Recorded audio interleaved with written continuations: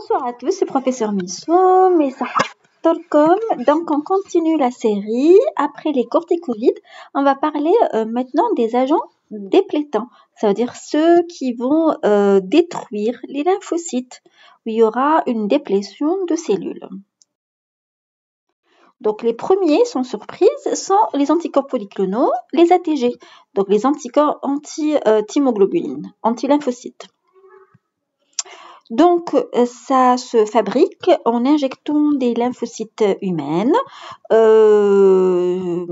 chez des lapins. Ils vont produire en conséquence un sérum riche en anticorps dirigé contre les lymphocytes, notamment les CD2, CD3, CD4, CD25, les récepteurs chimokines. Donc, ces anticorps vont aller fixer les lymphocytes. Alors, c'est les lymphocytes T surtout, mais aussi les lymphocytes B. Donc, ces lymphocytes vont aller sont reconnus par les anticorps ainsi produits, c'est-à-dire injection de lymphocytes dans le sang d'un lapin. Le lapin va produire un sérum qu'on va centrifuger, on va extraire ces anticorps et on va les utiliser. C'est des anticorps polyclonaux, ils ne sont pas dirigés contre une seule molécule. Donc, ces anticorps vont fixer les lymphocytes lorsqu'on les injecte en thérapie chez l'homme.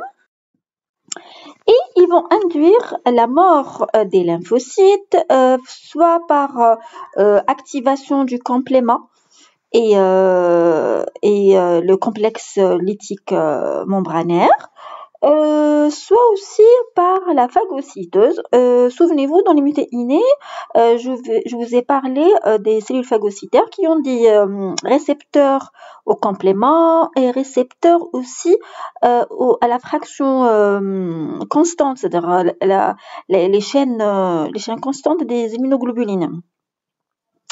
Et ainsi, ils vont phagocyter. Donc, il y aura une mort cellulaire importante.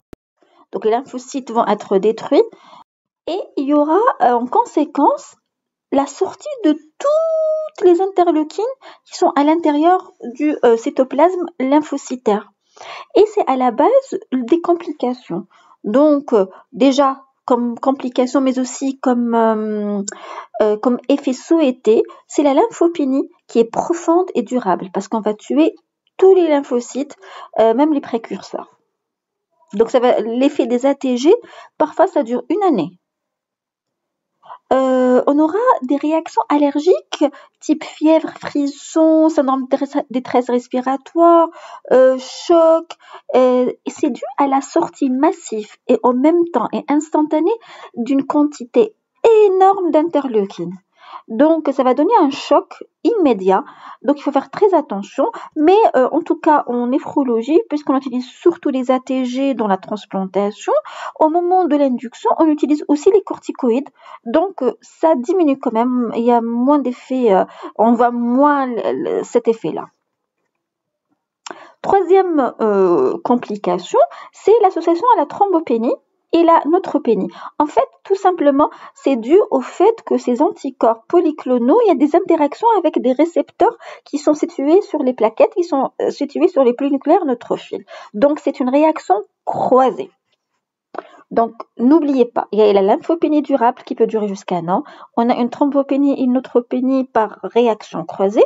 Et on a un syndrome allergique par libération de grandes quantités en même temps d'interleukines.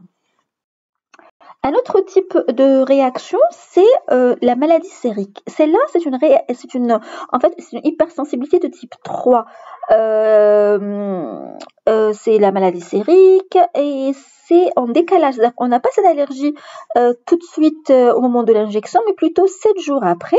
En fait, qu'est-ce qui se passe? S'il y a des anticorps qui sont injectés, c'est l'ATG.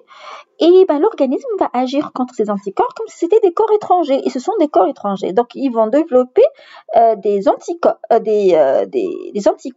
contre les anticorps injectés.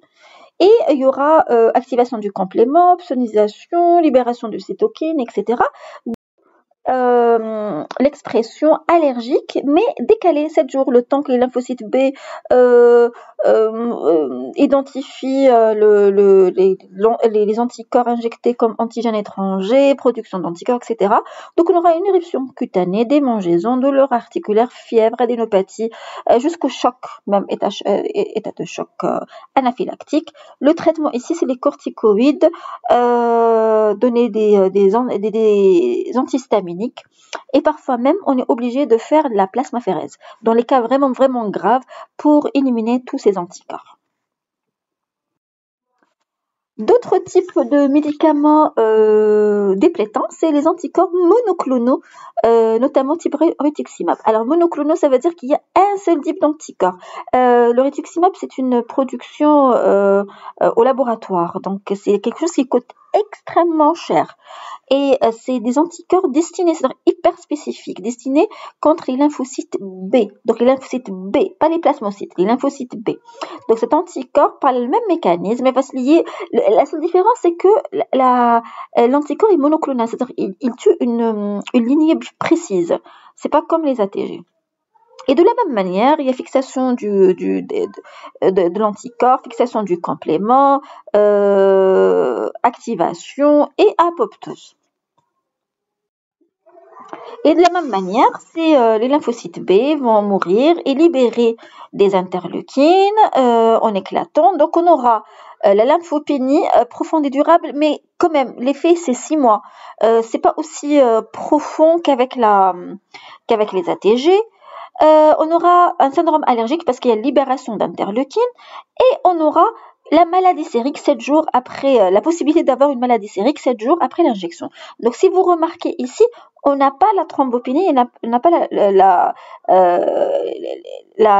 l'euconotropénie, tout simplement parce que c'est des anticorps extrêmement spécifiques, c'est anti-CD20, c'est anti-lymphocyte B, donc généralement on n'a pas de réaction croisée. Voilà. Alors, les agents déplétants, c'est comme la politique du génocide de Limits Mauch à Gaza. Donc, on tue tout. Dans une guerre, on décide d'éliminer toute la population. C'est le principe des agents déplétants, surtout les ATG. ربي يورينا فيهم عجائب قدرته إن شاء الله يا ربي، ويجبر بخاطر أهلنا في غزة إن شاء الله. صحة سحوركم et à la prochaine إن شاء الله.